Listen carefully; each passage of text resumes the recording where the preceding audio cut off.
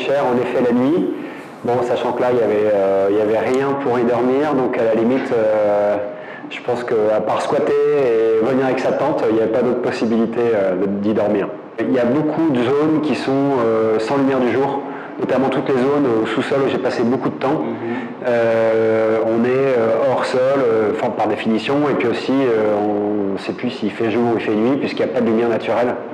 Mais j'ai pas passé la nuit, j'aurais pu passer une nuit, mais pour ça il aurait fallu avoir l'autorisation de Bouygues qui avait le chantier en possession, etc. C'était déjà compliqué d'y aller. En plus, si on demande des choses qui sortent du cadre. Ouais. Pour tout te dire, quand j'y suis allé, la plupart du temps, je me perdais. C'est-à-dire, je commençais par un endroit, finalement, je descendais, parce qu'en montant très vite, on est dans un truc un peu répétitif, des chambres et des couloirs de chambres. Mais en descendant, très vite, je me perdais. Et je ne savais jamais trop comment me repérer, comment me retrouver. Mais c'est un bâtiment qui est déjà en deux parties, partie Vendôme et partie Cambon. Au milieu, il y a un bâtiment de liaison, plus le jardin, etc. Et au sous-sol, tout ça est couvert par des couloirs, tout ce qui est fondation et autres. Donc c'est gigantesque, ça se compte en kilomètres pour passer de l'un à l'autre, quoi. C'est un labyrinthe. C'est un labyrinthe sans fin, et quand en plus c'est un labyrinthe sur 4 ans, c'est un truc où tu reviens et tu te dis mais qu'est-ce qui a changé? Mais non, mais là ça n'a pas changé, alors que ça fait 1 an que je me balade dans ce truc-là, et puis à l'étage tu montes et tu vois qu'en fait, si, ça a changé pendant ce temps-là, là-haut, mais pas en bas. C'est un peu une sorte de truc abstrait finalement. Un labyrinthe de luxe. C'est un labyrinthe de luxe, ouais. Enfin, sur la fin. C'est surtout à la fin que ça devient de luxe, parce que franchement, pour les ouvriers et même pour les gens qui y travaillent, les architectes, les maîtres d'œuvre, etc., c'est un endroit qui est quand même très bruyant, où il n'y a pas de lumière pour la plupart, où il y a de la poussière. C'est presque dangereux parce qu'on croise des bobcats, des engins, des pelleteuses, etc.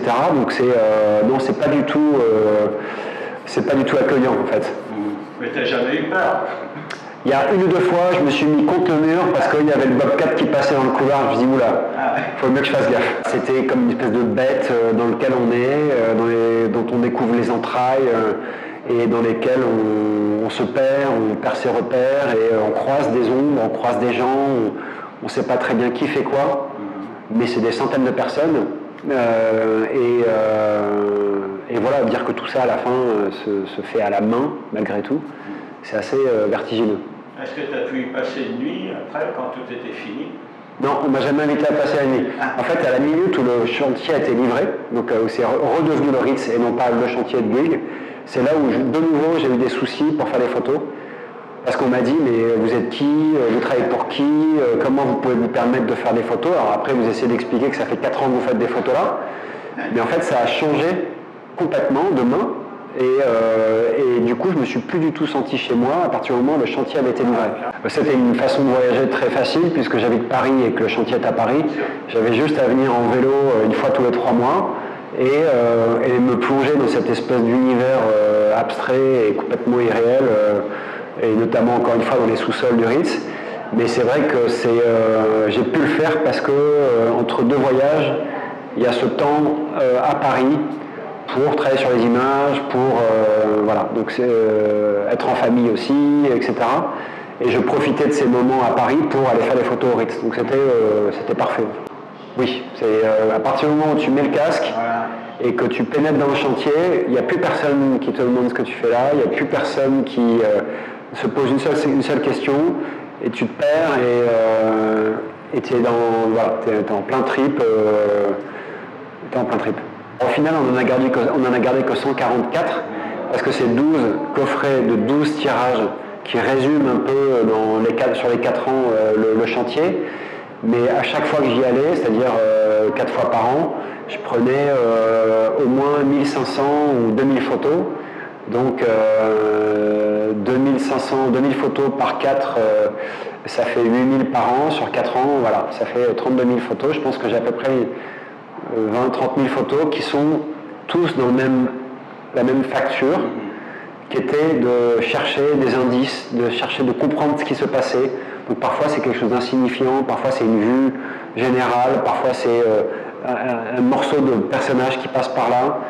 Et tout ça bout à bout raconte 4 ans de chantier, mais ça a été très difficile de se dire c'est ces 144 images-là et pas les 20 000 et quelques autres images que j'ai sur les disques durs. Comment hiérarchiser les images? Parce qu'évidemment, quand on fait un sujet sur le Ritz, il y a une attente d'un public qui est de dire ah bah le Ritz, ce bâtiment magnifique, cet hôtel incroyable.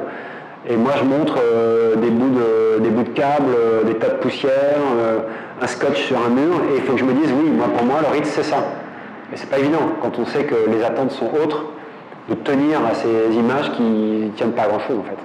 Moi je suis avant tout photographe noir et blanc, c'est vrai.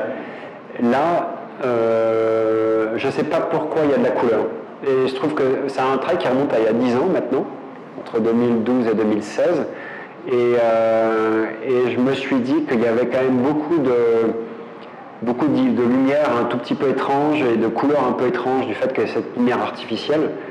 Et puis aussi toutes ces parties blanches avec que quelques petits endroits de lumière de couleur, le câble jaune, le câble bleu ou le néon violet dans un long couloir blanc. Donc finalement c'était la couleur qui me convenait, qui était plutôt facile à gérer. Moi j'ai un problème avec la couleur, c'est le ciel bleu, la végétation verte. C'est quelque chose que j'arrive pas à gérer.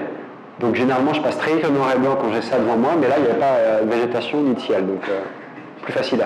Prochaines aventures, rien à voir avec le Ritz, c'est un travail sur le passage des migrants entre l'Italie et la France et les bénévoles qui viennent en aide aux migrants en montagne pour la grande commande photographique de la BNF. Donc voilà, au cœur de l'hiver, il y a des bénévoles qui vont en montagne la nuit pour aller récupérer des gens qui sont en perdition en fait, et je vais les accompagner. Merci beaucoup. Merci à toi. À bientôt pour une prochaine aventure. Merci à toi.